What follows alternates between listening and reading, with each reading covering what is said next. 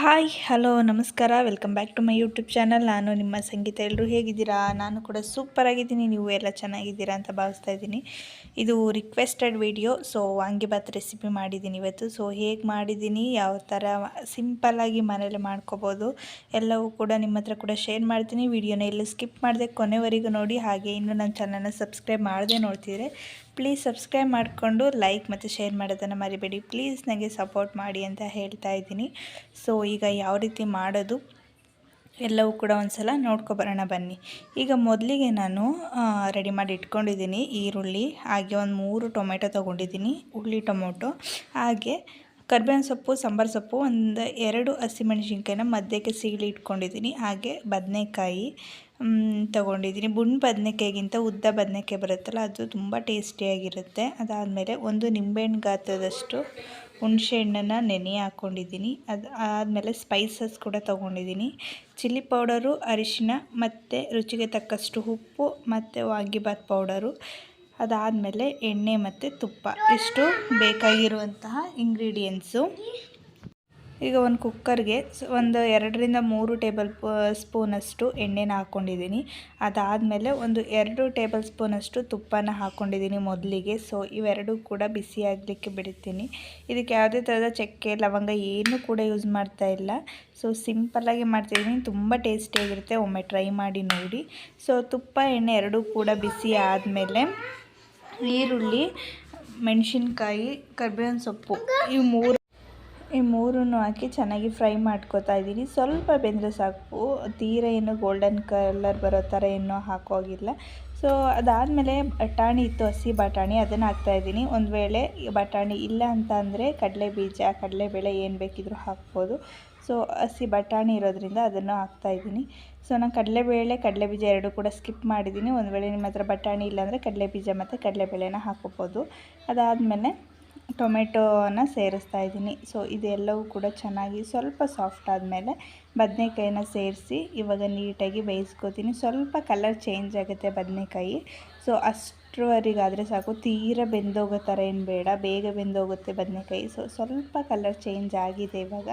ಆವಾಗಲೇ ತೋರಿಸಿದಂತಹ spices, chilli powder, ಅರಿಶಿನ powder, ಉಪ್ಪು, ಖಾರ ನಿಮ್ಗೆ ಎಷ್ಟು ಬೇಕು ಚಿಲ್ಲಿ ಪೌಡರ್ ಅಷ್ಟನ್ನು ಆ್ಯಡ್ ಮಾಡ್ಕೋಬೋದು. ನಾನಿಲ್ಲಿ 1 ಸ್ಪೂನ್ ಅಷ್ಟೇ ತೊಗೊಂಡಿರೋದು.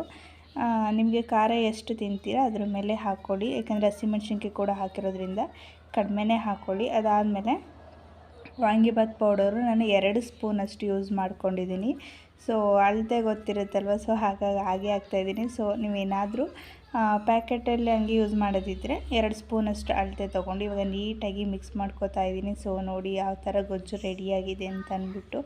ಸೊ ಇದನ್ನು ಗೊಜ್ಜು ರೀತಿ ಮಾಡಿಕೊಂಡು ಕೂಡ ಅನ್ನ ಕಲಿಸ್ಕೋಬೋದು, ಚಿತ್ರಾನ್ನ ಟೈಪು. ಅದು ಇನ್ನೊಂದು ಸಲ ಮಾಡಿದಾಗ ತೋರಿಸ್ತೀನಿ ಯಾವ ಥರ ಅಂದ್ಬಿಟ್ಟು. ಇದು ಬಾತ್ ಟೈಪ್ ಮಾಡೋದು. ಸೊ ಎಲ್ಲವೂ ಕೂಡ ಒಟ್ಟಿಗೆ ಹಾಕಿ ಕುಕ್ಕರ್ಗೆ ಹಾಕಿದ್ರೆ 2 ವಿಸಲ್ ಆದರೆ ಆಗೋಗುತ್ತೆ. ಸೊ ಅದಾದಮೇಲೆ ಹುಣಸೆ ಹಣ್ಣು ಏನು ನೆನೆ ಹಾಕ್ಕೊಂಡಿರ್ತೀವಿ, ಅದು ಹುಳಿ ಎಷ್ಟು ಬೇಕೋ ಅಷ್ಟು ಹುಳಿನ ಸೇರಿಸ್ಕೋತಾ ಇದ್ದೀನಿ ಇವಾಗ. ಸೊ ಇದೆಲ್ಲವೂ ಕೂಡ ಆದಮೇಲೆ ಸ್ವಲ್ಪ 1 ನಿಮಿಷ ಬಿಟ್ಟು 1 ಗ್ಲಾಸಷ್ಟು ನೀರು, ನಾವು ಅಕ್ಕಿ ಎಷ್ಟು ಯೂಸ್ ಮಾಡ್ತೀವೋ ಅಷ್ಟು ನೀರನ್ನು ಹಾಕೋತಾ ಇದ್ದೀನಿ. ನಾನಿಲ್ಲಿ 1 ಗ್ಲಾಸ್ ಅಕ್ಕಿಗೆ 1.5 ಗ್ಲಾಸಷ್ಟು ನೀರನ್ನು ಹಾಕ್ಕೊಂಡಿದ್ದೀನಿ. ಸೊ ಇವಾಗ ಉಪ್ಪು ಖಾರ ಏನೇ ಇದ್ರೂ ಕೂಡ ಚೆಕ್ ಮಾಡಿಕೊಂಡು ಮತ್ತೆ ವಾಂಗಿಬಾತ್ ಪೌಡರ್ ಏನಾದ್ರು ಮತ್ತೆ ಬೇಕು ಅನ್ನೋದಿದ್ರೆ ಮತ್ತೆ ಕೂಡ ಸೇರಿಸ್ಕೋಬೋದು. ಬೇಡ ಅಂದರೆ ನೀರನ್ನು ಕುದೀಲಿಕ್ಕೆ ಬಿಟ್ಟು ಆಮೇಲೆ ಅಕ್ಕಿ ಹಾಕುವಂಥದ್ದು. ಸೊ ಇವಾಗ ನೀರನ್ನ ಕುದೀಲಿಕ್ಕೆ ಬಿಡ್ತೀನಿ. ಇವಾಗ ಲಾಸ್ಟಲ್ಲಿ ಸಾಂಬಾರು ಸೊಪ್ಪು ಕೂಡ ಸೇರಿಸಿ ಒಂದು ಕುದಿ ಬಂದ ಮೇಲೆ ಅಕ್ಕಿನ ಸೇರಿಸ್ಕೋಬೇಕು. ಸೊ ಈಗ ಕುದಿ ಬಂದಿದ್ದಾಗಿದೆ, ಉಪ್ಪು ಖಾರ ಎಲ್ಲವೂ ಕೂಡ ಕರೆಕ್ಟಾಗಿದೆ. ನಾನು ಎಕ್ಸ್ಟ್ರಾ ಅಂತ ಏನು ಕೂಡ ಆ್ಯಡ್ ಮಾಡಲಿಲ್ಲ. ಅದಾದಮೇಲೆ ನಾನು ಏನು ಅಕ್ಕಿನ ತೊಳೆದು ಸೇರಿಸ್ಕೊತಾ ಇದ್ದೀನಿ. ನಾನು ಯಾವುದೇ ಥರದ ನೆನೆಸಿ ಏನು ಇಟ್ಕೊಂಡಿಲ್ಲ ಅಕ್ಕಿನ, ಡೈರೆಕ್ಟ್ ಹಂಗೆ ತೊಳೆದು ಸೇರಿಸ್ಕೊತಾ ಇದ್ದೀನಿ. ಇವಾಗ ಎಲ್ಲವೂ ಸೇರಿಸ್ಕೊಂಡು ನೀಟಾಗಿ ಮತ್ತೆ ಒಂದು ಸಲ ಮಿಕ್ಸ್ ಮಾಡಿ ಉಪ್ಪು ಖಾರ ಎಲ್ಲ ಚೆಕ್ ಮಾಡಿ ನೀರೆಲ್ಲ ಅಳತೆ ಕರೆಕ್ಟಾಗಿದೆಯಾ ನೋಡಿ. ಒಂದು ವೇಳೆ ನೀರು ಮತ್ತೆ ಬೇಕು ಅಂದರೆ ಸ್ವಲ್ಪ ಬಿಸಿನೀರನ್ನ ಸೇರಿಸ್ಕೊಳ್ಳಿ. ಅದಾದಮೇಲೆ ಲಾಸ್ಟಲ್ಲೆಲ್ಲ ಮಿಕ್ಸ್ ಮಾಡಿ ಆದಮೇಲೆ ಮತ್ತೆ 2 ಟೇಬಲ್ ಸ್ಪೂನಷ್ಟು ತುಪ್ಪನ ಸೇರಿಸ್ತಾ ಇದ್ದೀನಿ. ನನಗೆ ಅಡುಗೆಗೆ ತುಪ್ಪ ಜಾಸ್ತಿದಷ್ಟು ಟೇಸ್ಟ್ ಜಾಸ್ತಿ ಬರುತ್ತೆ ಬಾತ್ಗಳಿಗೆಲ್ಲವೂ ಕೂಡ. ಸೊ ಇದೆಲ್ಲವೂ ಕೂಡ ಆದಮೇಲೆ ಲಿಡ್ನ ಕ್ಲೋಸ್ ಮಾಡಿ 2 ವಿಸಲ್ ಹಾಕಿಸ್ಕೊತೀನಿ ನಾನು. ನೋಡಿ ಫೈನಲಿಯಾಗಿ 2 ವಿಸಲ್ ಕೂಡ ಬಂತು.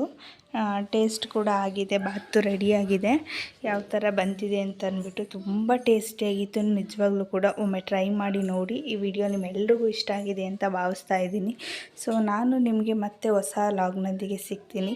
ಅಲ್ಲಿವರೆಗೂ ಎಲ್ರಿಗೂ take care, bye bye, see you. And please ನನ್ನ ಚಾನಲ್ನ ಸಬ್ಸ್ಕ್ರೈಬ್ ಮಾಡದೆ ನೋಡ್ತಿದ್ರೆ ಪ್ಲೀಸ್ ಸಬ್ಸ್ಕ್ರೈಬ್ ಮಾಡಿಕೊಂಡು ನನಗೆ ಸಪೋರ್ಟ್ ಮಾಡಿ. Thanks for watching.